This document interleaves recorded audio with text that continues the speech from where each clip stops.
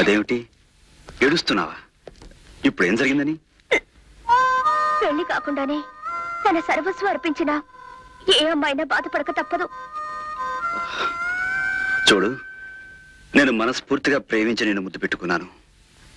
జరిగింది తప్పే అయితే అందులో నాకు భాగం ఉంది. ఈ తొందరపాటుకి I'm sorry. That's all right.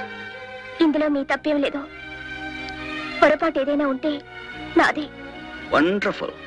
ఈ డ్రెస్ లో నువ్వు అలా నడుస్తూ ఉంటే అచ్చం హంసలా ఉన్నావు. మీ నాన్నగారు తప్పు చేశారు.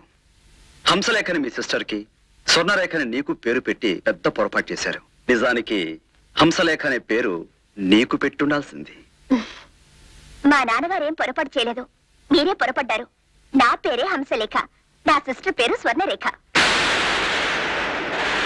ఏమిటి ఏమి నువ్వు అనేది? జోక్ చూడండి, నా పేరు హంసలేఖని తెలియనట్టు.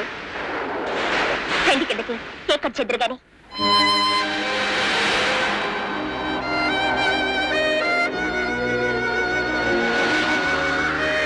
నా పేరే హంసలేఖ, సిస్టర్ పేరు స్వర్ణరేఖ.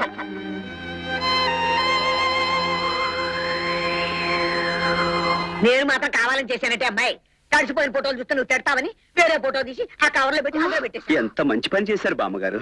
ఓసారి ఏం జరిగింది అనుకున్నావు అబ్బాయి? వీళ్ళ తాతయ్య గారు జరికండు జారి నీళ్ళలో పడిపోయింది. ఓ మామూలు కండు వచ్చి ఆయన చేతికి ఇచ్చాను. నోరు ముసుకుని భుజాన్ని వేసుకుని వెళ్ళిపోయారు. బామ్మ చూసావా నేత్ర, ఈ ఫోటోల మార్పిడి కారణం మా బామ్మ. నేను చెప్పానుగా.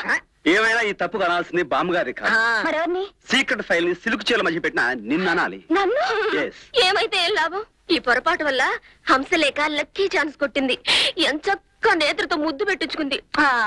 ముద్దుదే ఉంది, బ్లాటింగ్ పేపర్ తో అద్దేసుకుంటే పోతుంది. నేత్ర, ఇక హంసలేఖ గురించి మర్చిపో. స్వర్ణరేఖ గురించి ఇక నువ్వు ఎవరి విషయం సలహాలు ఇవ్వకు.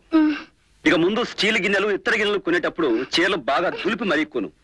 ఆ స్వర్ణరేఖ విషయం నేనే చూసుకుంటాను. పట్టు పట్టు చెయ్యబట్టు చిన్నదాని చెంగేబట్టు